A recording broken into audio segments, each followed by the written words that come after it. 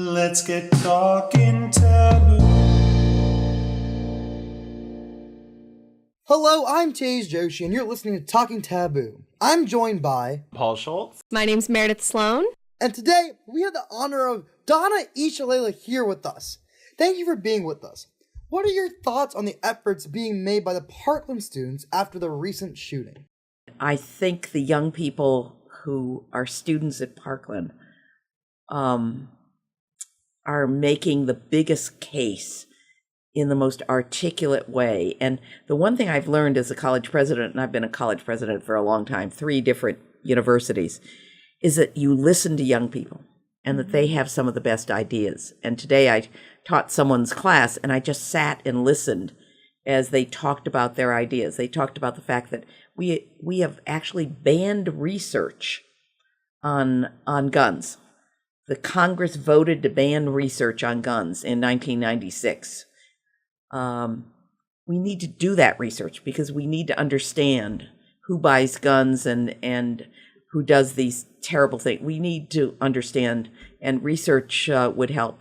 In 2004, we didn't renew the Brady Bill, which banned assault weapons. Mm. We've always shortchanged mental health. Mm-hmm. And what was impressive was the teachers tried in Stoneman Douglas. I mean, they actually tried. Douglas Stoneman, I guess it is. Right. They actually tried. They intervened whenever they could. They tried to get help for that young man. So it's not that people didn't try. It is a tragedy for all of us, and young people ought to be safe. They ought to feel safe when they go to school every day. Of all of the places on earth, you ought to feel safe when you go to school. Especially. Yeah. Now, a typical argument is that guns don't kill people, people do. How do you feel about that? Do you Guns agree? kill people. Yes, I agree. And people kill people. Right. There's no, using guns. And, we have 42% of the guns in the world, mm-hmm. and 4.4% of the population. So way too many guns. Yeah, that ratio in itself is already very odd. Well, but other countries don't have the same problems we do, mm-hmm. even European countries, because they have less access to purchase guns. Right. Where do you think the fear that Americans have to have guns comes from? This inherent fear that they must protect themselves. Well, the country was built on guns, wasn't it? Like the whole concept of going out west after the original colonies, when people wanted to go to California, across the Oregon Trail, mm-hmm. guns were an integral part of that. Well, the Second Amendment protects your right to bear arms. But how is that significant today? But the people that wrote the Second Amendment were not thinking about military weapons. They weren't mm-hmm. thinking about automatic weapons. Absolutely. Which are readily available as well. Members of my family who live in North Dakota are hunters. Mm. So they have rifles, but they don't have pistols. Mm. And they don't have automatic weapons because they don't consider them the kinds of things you use for hunting. Mm-hmm. We've got to make some decisions, and we can put some restraints. There was an interesting idea the other day that I read online. Someone suggested that the credit card companies not allow credit cards to be used to purchase guns. I read that as well, and they said places like PayPal and Apple Pay have already banned mm-hmm. all purchases of guns through their purchasing options. So, if credit card companies also banned it, then there'd be no way to buy the guns that would be a reasonable way for the average citizen. You certainly would slow down the process. Exactly. It's like creating a waiting period because people would have to go get the cash. And speaking of the waiting periods, California today with their 10-day ban was just upheld. But not mm-hmm. the 10-day waiting period in mm-hmm. California was upheld, which I think is great, but it should be longer. Here's the answer. There's no one answer. Right. There are lots of things we have to do. And that's what the young people are saying, that you can't just do one thing, you've got to do many things. Mm-hmm. And we have to get our arms around it. I agree. I saw today, actually, there was this article about the Japanese gun laws, and they have hardly any gun violence. And it's because they not only require a physical exam, but also a mental health exam. And I think that's vastly different. Other countries might have those harsher bans, but I think having that mental health component kind of relates to what you were saying. And it's complicated because we've long wanted to eliminate the stigma of mental health. Right. We want people to go for counseling. And the last thing you want to do is to slow someone down in terms of going to get help. Right. Because there's going to be a stigma, because there are certain things they won't be able to do. So we've got to find a balance. But it's lots of things we have to do. And, my answer to the president and to everybody else is to listen to young people. Right. If they have more sense than the politicians in this country. So the president's on right now, I believe. What do you think? What is he going to do? We don't know. We never know what this president's going to do, frankly. We don't know. But he said he's open to ideas. Now, he's already gotten rid of those bump. And he should have done that long after the Las Vegas shooting, and there was no action after that either. Right. I think is it just more talk but right it's now? not just putting in more mental health money or putting guards in schools. There are lots of things that we have to do. Right. And the best leaders are ones that anticipate the future, Right. that don't think in a singular way. Not reactionary. As opposed to reacting to what's happening. Well, Exactly. I think it's interesting because in Australia, they made gun laws that have banned guns in the past before, and they noticed a 15-year period where there were no mass shootings. And I think if it's that evident that in a country that, like Australia, that can happen, then I think that can happen here as well. Look at what we did after 9/11.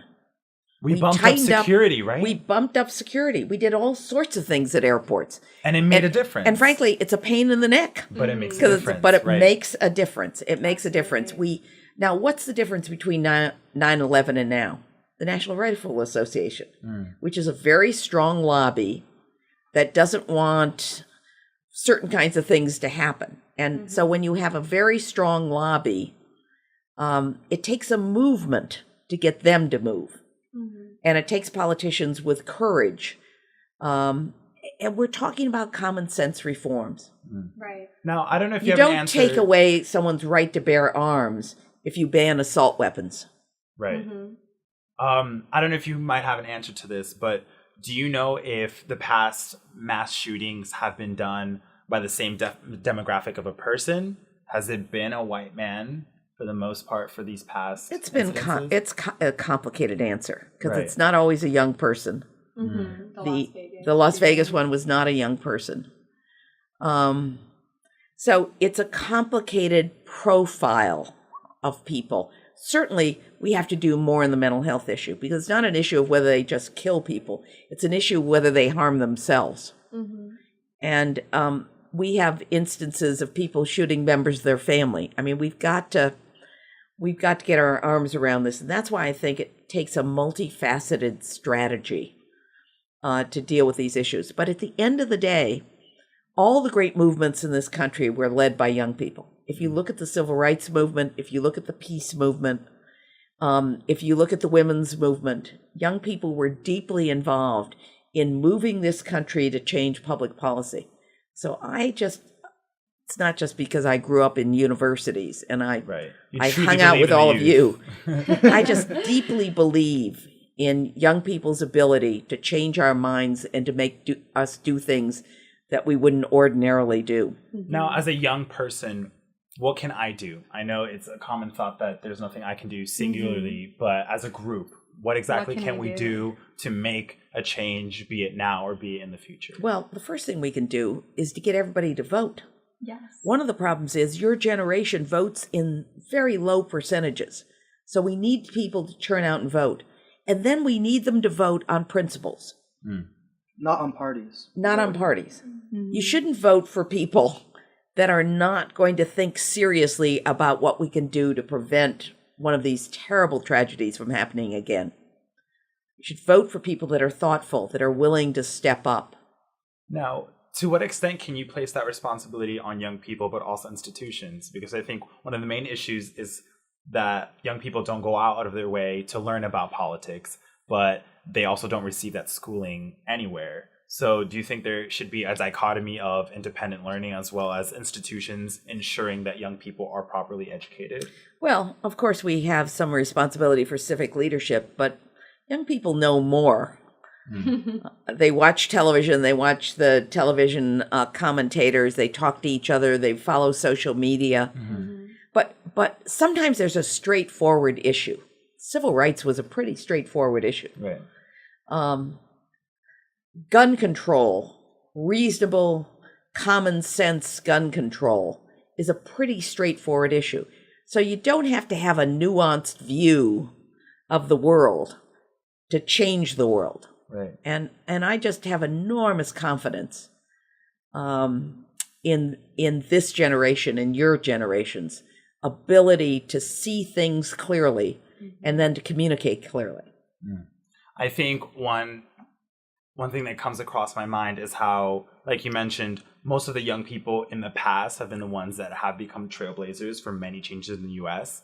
And I think it's so important to realize that as a college student, I'm not a naive college student. You know, most college students are educated and they do have the ability to influence. Especially nowadays, we have so much access to information at all times. It's even easier than it's ever been, and which is another reason I find it alarming. So many of my friends, they tell me, "Oh, I didn't vote because I didn't feel like it. It wasn't worth my time, or I don't know enough, so I'm just not going to vote." Exactly. And we also have access to people.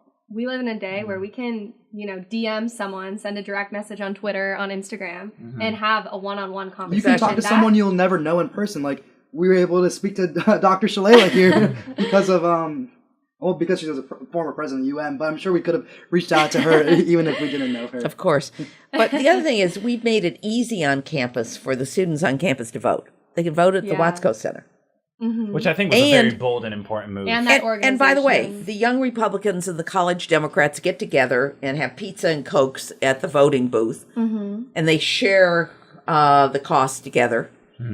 So it's bipartisan. They're not telling anyone who to vote for when you actually go into the voting booth. You can get a free pizza or a free drink as students line up. Students line up during the presidential election. They've got to line up for every vote, every local vote. I mean, who's elected state senator or state representative, you can tell is important. Those high school students are in Tallahassee at this moment. Yesterday, the legislature voted not to do anything about assault weapons, but they're going to stay up there and make their case. So it's state government, it's local government. It's the national government. So it's not just a multifaceted program that you have to put together. You have to think about the levels of government and what each of them can do, and everybody ought to step up. But I just think the voices of young people are going to be absolutely critical here. Now, Dr. Shalala, I know you are known for your endless stories. So I want to ask you, what is one experience you've encountered that's completely shifted the way you think about politics, or maybe that's changed who you are today? That's interesting. I'm not sure it's a story. When I was a Peace Corps volunteer 100 years ago, I learned a very important lesson in a village that I was working in. And there was a mullah in the village who was the head man in the village. And my grandmother, who's Lebanese, had given me a letter to the head man of the village that basically said, "This is to introduce Donna Shalala, the daughter of a great sheikh in Cleveland, Ohio. Please put her under your protection." So I actually developed a relationship with the head man of the village, who was the mullah of the village. We wanted to build a school, at least to enhance an elementary school in the village. And so I was assigned to go talk. The Peace Corps volunteers assigned me to go talk to the head man of the village. And he kept saying to me, "Yeah, maybe we need a school, but we really need a mosque." And so the Peace Corps volunteers had this big debate about whether we as government employees could build a mosque, because it was there's a church-state issue, and we shouldn't be in the business of building mosques. But and so I kept talking to him about schools, and he kept talking to me about mosques. So finally, we threw up our hands and said, "We'll help him build a mosque." So the Peace Corps volunteers I was stationed with had invented a new kind of mud brick that was much stronger, had straw in it, and so we helped the village build a mosque. The day we dedicated the mosque, the head man of the village, who was the mullah, turned to me and said, "I think we need a school." It was a very important lesson in listening to other people's priorities to get to what you think the priorities ought to be in a community. Right. A very important lesson. It was life-changing for me. But what it told me was I had to learn how to listen. Right. That it wasn't my ideas. It was what the community needed. Now, what did you study in college that allowed you to do everything you've done? I was a history That's major, and I was a history major because I couldn't figure out what to major in. And when I got to the end of my sophomore year, they said you have to pick a major. So I looked at all the courses I had taken, and the easiest major to finish was a history major because I had taken a number of history courses. I'm in the same boat right now, actually. Yeah. I've been undeclared for a while. Because I loved everything that I was taking, and so I could satisfy whatever the requirement was and still take all the stuff I wanted to take. You know, President Clinton came to my class a few years ago to talk about health policy, and at the end of the class, he said, okay, ask me everything, anything you want to ask me. And one of the students stood up and said, if I want to be president, what should I major in? What should I be learning? Valid question. And he gave a very interesting answer. He said, be a sponge. He said, I have that. no idea what you're going to need to know when you're president, but I know that I needed to know a lot of things I didn't study in college. He said, Right. I still talk to smart people, read a couple of books every week. I'm still learning. And he said, being a sponge is the best preparation for being a leader. I love that. I think it's tough in college because people assume that you need to major in what you're going to do for the rest of your life. Yeah. But given in your case, you've done so many things that who would have known. No, I definitely agree with Dr. Shalala, and I know a lot of other people talk about this, that learning soft skills, what they call it, like in schools, maybe not like technical skills, but like, you know, leadership, teamwork, all those kinds of things. It's so important, and I think, like, I love UM because I feel like I learned that in all my classes, and I think it's a really great experience here for me to develop all those soft skills, and I think Absolutely. You know, students talk to me all the time about their careers, and they think that careers go straight up, that you decide what you want to do and then you're very disciplined. My career wasn't like that at all. It was just about opportunities. When I was a senior in college, I couldn't figure out what I wanted to do. And so I applied to law school. I applied to a PhD program. I applied to the Peace Corps. I mean, I applied to 7 different things, and I got a bunch of acceptances, and I laid them all out on my bed at college. And, you know, I can see it now, and I asked one question: what would be the greatest adventure? It was clearly the Peace Corps. So I went off to the Peace Corps. And then I spent a year traveling around the world. And then my boyfriend was going to graduate school, and I followed him to graduate school. Now, what kind of a career trajectory is that? Right. He hated graduate school. I loved it. So I became an academic. Did you marry that boyfriend? No. Okay. But no, he went off. He didn't like graduate school at all. And didn't like me at that point. So His loss, though. That's his loss. So, but I really wanted to be a journalist. So when I finished graduate school, I wrote to the New York Times. I had actually worked at the Cleveland Press at Scripps Howard newspaper. And I wrote to the New York Times, and they didn't have any jobs. They said, go back to Cleveland and work for the Cleveland Press. I didn't want to do that. I wanted to live in New York. So my major professor said, hey, I can get you a job at Columbia. I became an academic. Okay. And So you continued to study in Columbia? Yeah, I actually taught at Columbia. Oh, I taught okay. at the beginning of my career. I taught at Columbia. Then I went into government in the Carter administration. And then as I was coming out, someone made a phone call to me and said, hey, you know, the search committee for the presidency of Hunter College has blown up. And I said, I've never been more than a department chair. I mean, I can't take the presidency of a college. I have no idea how to do that. They said, well, come on up and interview. And I got the presidency of Hunter. I was the youngest college president in America. From there, I went to Wisconsin and then to the Clinton administration and then down here. So who organizes that kind of trajectory? If I had just decided I wanted to be an academic I would have missed all the adventures. But can you of a talk lifetime. about some skills you picked up in the Peace Corps and then in your early careers, you know, like at Columbia, that prepared you or, you know, taught you things that you were able to pull from later that really helped you and when your rest I of your learned how to career- listen. I had a good sense of humor. And I learned how to navigate a very male world, because at the beginning of my career, I was often the only woman in the room. Right. But I knew sports. I could talk football with anyone. And I had a good sense of humor, and I worked harder than anyone else in the room. So there were some skills there, but I learned how to listen. And I learned how to listen to other people's priorities. And I I developed empathy for other people's lives, and I had a pretty straightforward idea.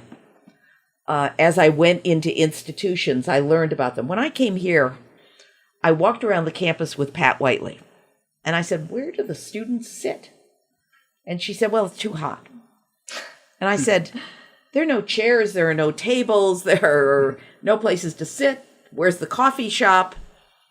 And we literally went out and bought 1,000 chairs and a whole bunch of tables and plunked them all over campus. And then we extended the amount of time between classes. And we put in Starbucks and then a second Starbucks. And everybody said to me, "Students won't pay for Starbucks." And I said, "Yes, they will." And we hired a librarian that let them take Starbucks into the library.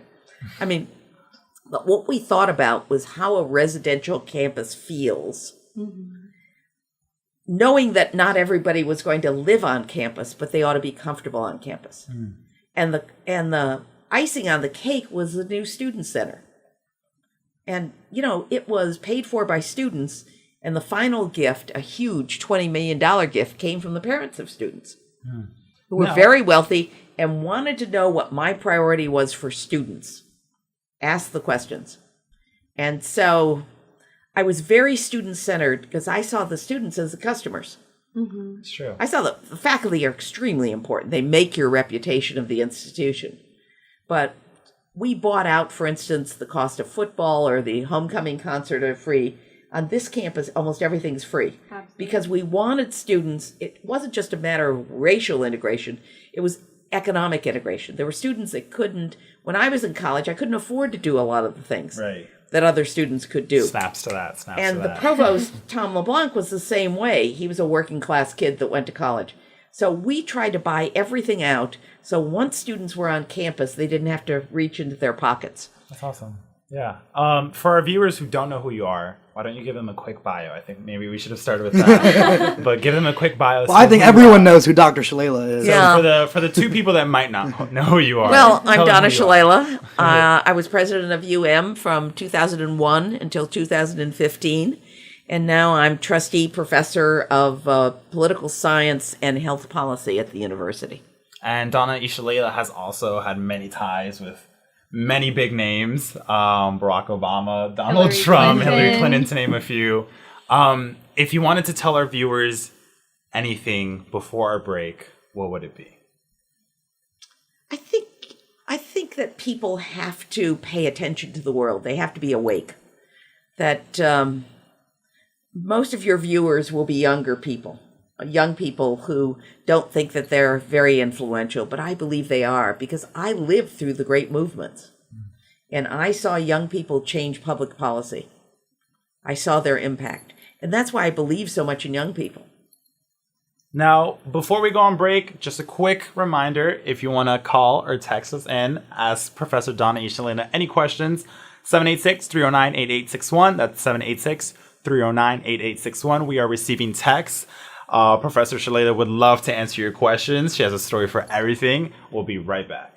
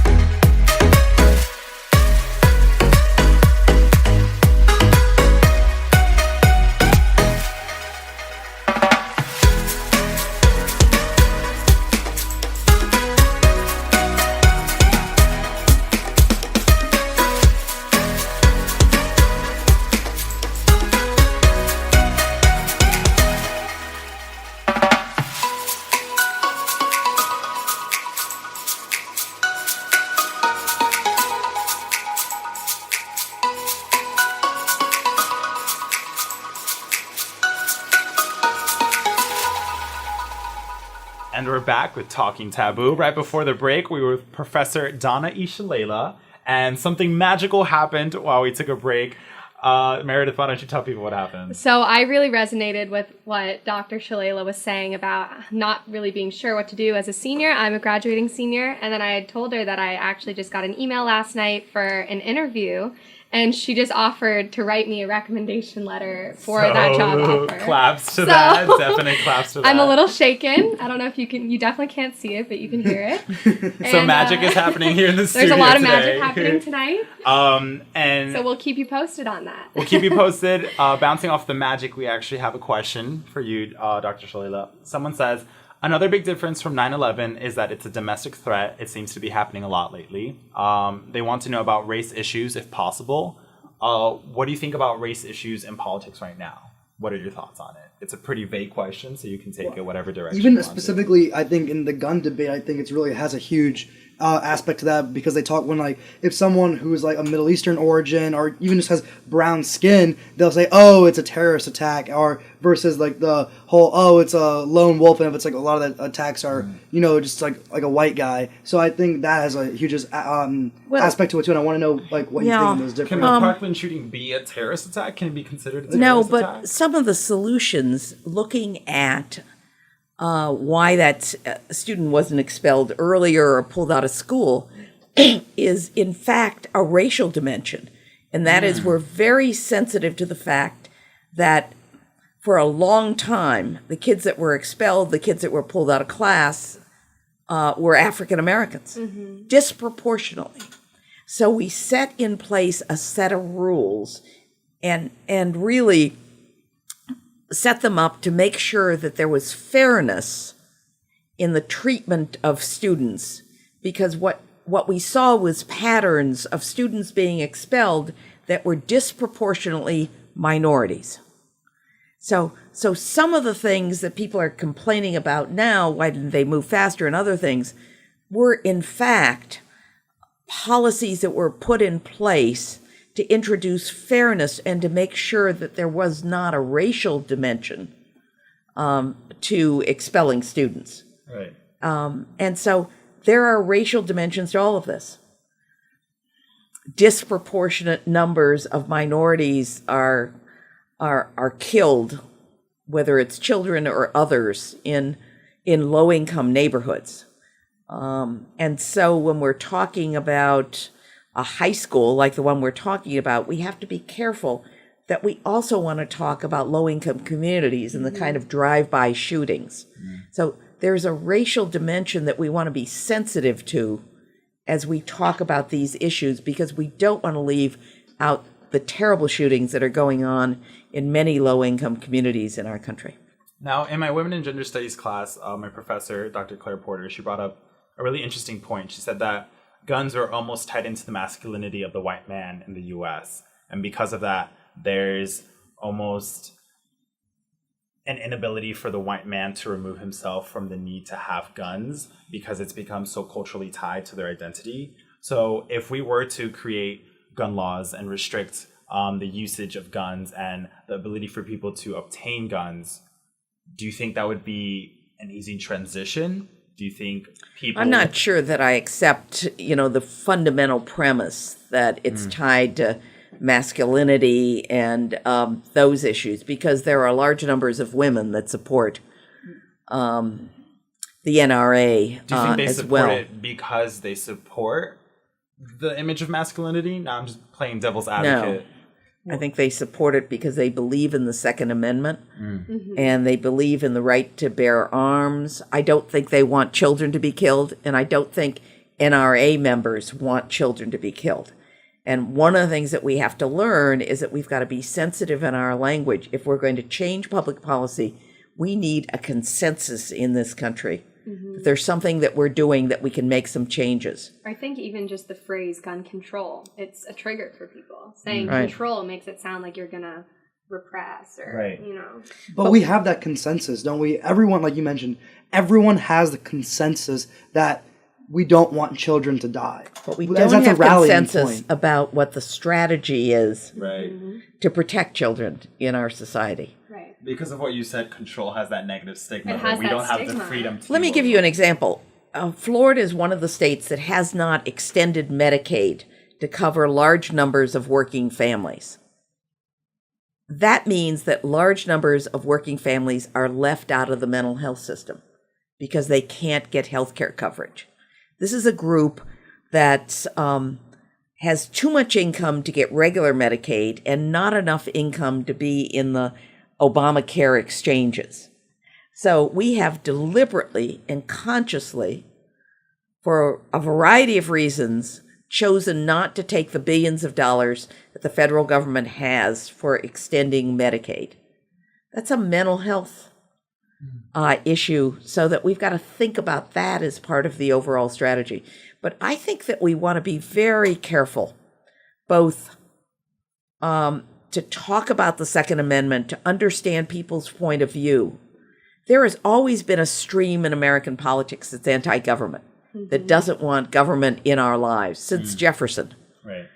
And so you think of this stuff as ideology, but it also is, in some ways, a tradition in this country. But there is no tradition for killing children. And we've got to back our way into finding a consensus to reduce the opportunity that anyone would have to walk into a school. And that's not just arming everybody. We've got to have strategies to anticipate who the killers are and how we could have anticipated making changes in their lives so it wouldn't happen again, and reducing their access to weapons, particularly to automatic weapons, to and to things like these AK-15s. So I just think we need to be thoughtful, but we don't have a lot of time. Right. And we should be impatient. What I love about young people is that they're impatient. That's okay with me as an old person. Right. I know this question just strolled through my mind, but for women that are adamant on supporting Trump, do you feel as though they might dismiss a lot of the misogynistic comments he makes in order to support their husbands?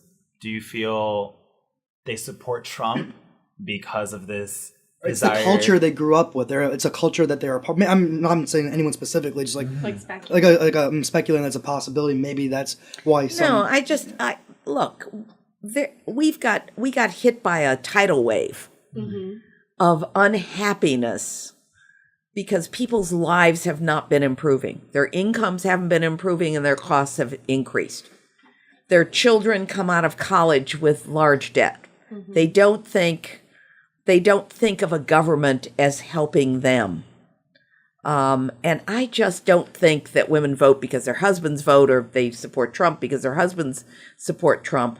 I think he represented something with all of his bad language and everything else. And he represented change because people were just fed up with the establishment.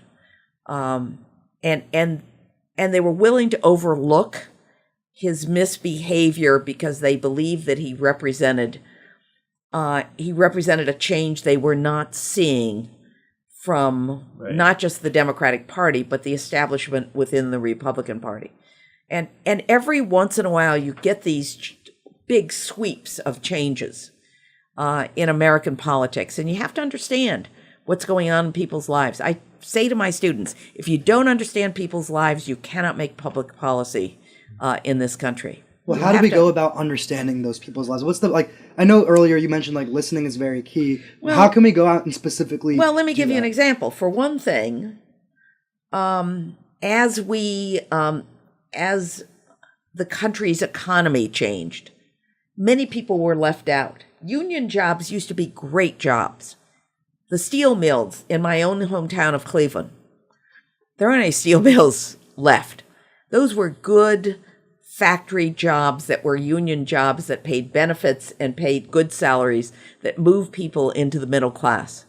Now we're talking about high tech and about service jobs, and the service jobs don't pay as well. People's incomes aren't going up that fast. and they're not able to help their kids go to college, even though we've opened up pretty free community colleges and other kinds of things. So getting to the middle class is harder than it's ever been before. And there is a whole generation of young people that aren't sure that they're going to be better off than their parents. It's not that they're not finding jobs, but they're not finding the same kinds of jobs that give them growth. You've got to talk to your whole generation is worried about the kinds of jobs you're able to do and whether you're able to pay off your debt. When I had debt when I left college. My father actually went bankrupt before I went to college, so I went to college on a lot of scholarships, and I had debt. The Peace Corps cut some of it because I was serving in the Peace Corps. They cut some of our debt, and then I paid it off after graduate school. And they took it directly out of my income as I was starting out my career, but it stopped me from buying a house right away. And that's what's happening to young people. So we have to understand that the changing economy has also changed people's sense of their opportunity. And I think we have to be sensitive to that. I come from a working class neighborhood in Cleveland. I did not go to a fancy high school. I went to a technical high school. Most of the people I went to high school with did not go on to college. They learned mechanics, and many of them went to fight in Vietnam. So I am just very sensitive to people of different backgrounds. And that's why the provost and I focused a lot on scholarships. The average student leaves the University of Miami with about $25,000 in debt. Now that's the average. That means that we have some extremes as well. But we did everything we could to help cut down the debt of our students because we were very sensitive to the fact that your opportunity is limited by the kind of constraints that you have. So one thing I want to talk to you about your time here at UM. What would you consider your greatest accomplishment in all the years you were president of UM? I think I gave the university confidence to be one of the great universities of this country. We moved into the top 50 in terms of our rankings. It's a better institution. We got stronger students, even though we kept our diversity. We got stronger students. We got better facilities. We turned the place into a real college campus. It feels like a college campus.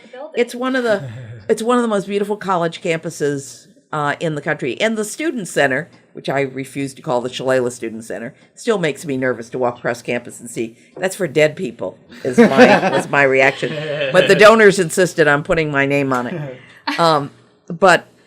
And I'm very grateful to them for that. But it's a student-centered campus. It's a beautiful campus. You can take pride in it when you meet. But the other thing I'm proud about is the community. You meet people in this town, waiters, and you say you're from the University of Miami, and they smile, and they give you the U. We don't have a town gown problem. People take pride in Miami that the University of Miami is here. So I'm proud of our relationship with the community. I'm proud that we made UM a better institution. I'm proud that we made it student-centered, but more than anything else, that you're getting a terrific education. And we've kept classes, other than my class, we've kept classes as small as we possibly can. So there's a lot of things we did. But mostly, we created an atmosphere and a culture, I think, in which people pretty much get along here.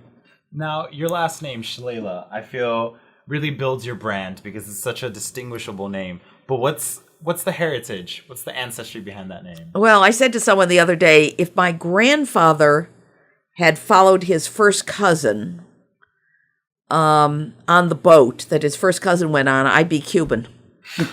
Okay. Because some of the Shalalas went to Cuba, some went to Brazil, some went to South Africa, some went to Australia. I'm Lebanese. Oh, okay. I'm Lebanese. And of course, we were escaping the Turkish army. My grandfather he didn't want to go into the Turkish army because the Ottoman Empire had taken over Syria then, which later became Lebanon.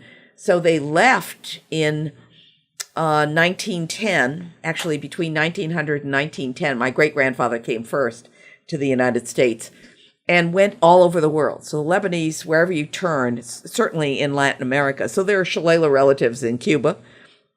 Shalalas that have come from Cuba. The Lopez Shalalas have come from Cuba. And 2 of the young women went to the University of Miami. They call me on Spanish language radio La Shalala. Should we give that a try? So my family is Lebanese. All 4 of my grandparents came from Lebanon. But it makes it easy for me to be comfortable in Miami and the Latin culture because the Lebanese are like Latins and like because we have extended families. Right. And as I said to the trustees when they hired me, I'm used to being kissed by people I haven't met before. Just Miami things. Very true for Miami. Yeah. Now, do you feel that because of your heritage, you've been able to assimilate in circumstances that you never would have otherwise done? Do you feel like being Lebanese has given you leeway in order to maybe during your time in the Peace Corps in Iran? Yeah, certainly the Peace Corps. I'm sort of a chameleon. You can put me down any place on earth. You can put me down any place on earth, and I'll adjust. I didn't bring to Miami experiences that I had in other institutions. I try to learn the institution and learn its mores and its cultures, and then figure out with lots of people what the strategy ought to be to make it better. I once interviewed for a job in which they were talking about athletics, and they said, I said, hey, what do you want for your athletic program? And they said, we just want to be competitive. And I said, I don't know how to do that. I'm from New York. I only know how to put together strategies to be number one. Okay. And that's to be basically my philosophy. Okay. I got to get to a baseball game tonight. So thank you so much, Dr. Shalala, for being here. It was a lot of fun. We really appreciate you coming on the show. Anytime. Anytime. Should we hit I'm two more a big fan. Don't say that. So my name is Paul Schulz. I'm Meredith Sloan. I'm Joshi. And you've been listening to Talking Taboo, which premieres every Monday from 5 to 6. Thank you all for tuning in.